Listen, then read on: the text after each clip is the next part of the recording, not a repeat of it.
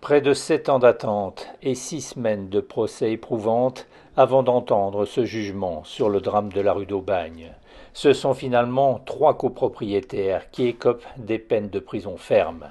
Xavier Cachard, à l'allure débonnaire, a été reconnu coupable des fautes les plus graves. Il est condamné à 4 ans de prison, dont 2 fermes, qu'il effectuera sous bracelet électronique et à une amende de 100 000 euros. Le tribunal lui reproche son mépris des locataires, sa stratégie pour retarder les travaux et sa désinvolture à l'audience. La famille Ardili, composée de 3 autres copropriétaires, est reconnue coupable d'homicides involontaires aggravés. Gilbert Ardili, absent pour entendre sa sentence, est condamné à 4 ans de prison, dont 2 fermes sous bracelet électronique. Seul son fils Sébastien est présent, mais il fera un malaise en entendant les fautes reprochées, entraînant une suspension d'audience.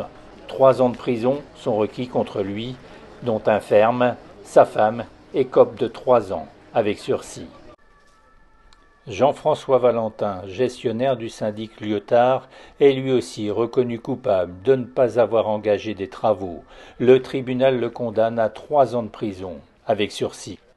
Tous ces condamnés n'avaient pas été renvoyés devant le tribunal initialement.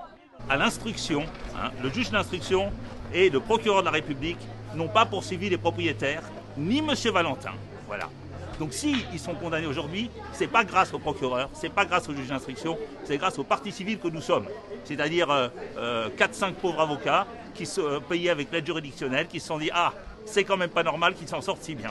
Voilà, donc nous, on a fait ce qu'on appelle des citations directes. Ça a été accepté par le tribunal, ce n'était pas évident, et ils se sont fait condamner sévèrement. Julien Ruas, ex-adjoint de Jean-Claude Gaudin à l'époque, est lui aussi reconnu coupable de négligence caractérisée, en ne menant pas une politique volontariste contre l'habitat indigne, en n'utilisant pas les 6,5 millions d'euros débloqués pour effectuer des travaux d'urgence. Une peine de 2 ans avec sursis est prononcée. Il y a des éléments sur la responsabilité du syndic, sur la responsabilité politique de la ville de Marseille, de Julien Ruas, etc., qui sont forts, qui vont pouvoir nous servir.